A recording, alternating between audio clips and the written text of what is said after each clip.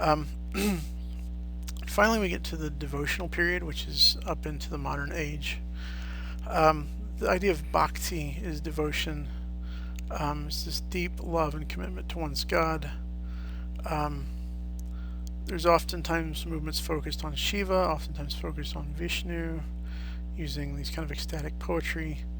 Um, this became kind of the norm for much of Hindu tradition.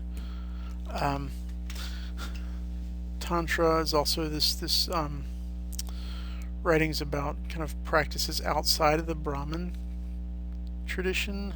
Um, so not it's worship practices not rooted in the kind of priestly caste, but can be done on an individual level. So you see these little personal shrines and community shrines. There may or may not be priests involved. There's a lot more. That's where the kind of devotional aspect comes from.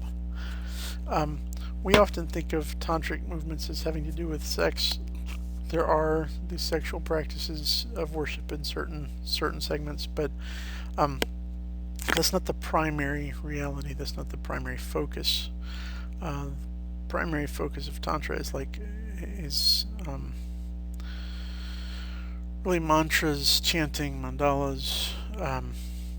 Body geography is important, but it's not simply sexuality. In fact, a lot of the sexuality things that are popularized in the West as sort of tantric practice come out of certain forbidden practices, the left-handed path.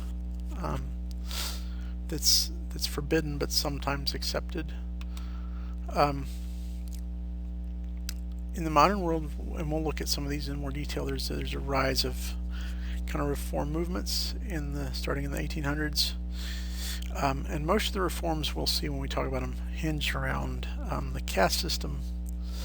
Um, Sometimes around the use of images, a lot of times around the place of women in society. So we will talk about that more.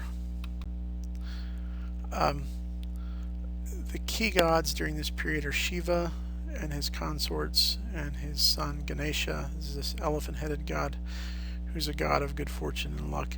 Um, Ganesha is incredibly important in just the day in, day out life of Indians. My oldest daughter, went to India a few years back, and she said literally like everywhere you went, there were kind of statues of Ganesha because people want good fortune.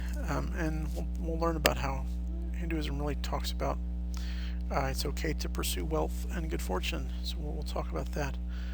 Um, there's, this Shiva is the destroyer. We'll see Vishnu is the preserver. It's interesting, you'll see different versions of creation stories, one in which Shiva gives rise to Vishnu, who gives rise to Brahman, some in which Brahman gives rise to Vishnu, who gives rise to Shiva. A lot of times there's overlapping in such ways because there's this sort of monistic view. Oftentimes you find that the same, like, so we see that the consort to Vishnu is Lakshmi. You may have noticed that one of the consorts to Shiva was Kali. We'll see in a little while that Kali and Lakshmi are both seen as kind of manifestations of another primary goddess. But Vishnu is incredibly popular. He's often seen as kind of mischievous. Interestingly, we'll see this in the summary of the Mahabharata. He's the protector of order. He's the protector of Dharma, the way the world is, the order of the world, and yet he'll sometimes kind of cheat Dharma, cheat order, use chaos to his own ends to maintain order. So these interesting questions about ends and means and justification and order and chaos that come into play around the god Vishnu. Because he is the god who's meant to preserve, and yet he's seen as somewhat mischievous and sometimes tricky. So these are some interesting things to watch out for and to think about as you read of Vishnu taking form in these stories.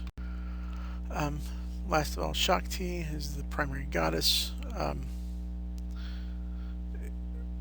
worshipped in various forms. This idea of female power, Um, and this will bring, again, we're going to look at women in Hinduism because it's really quite a tension going on. Some real issues of um, certain devotions to certain goddesses, or the goddesses are seen incredibly powerful, but in certain practices and certain structures of the Hindu society, women are seriously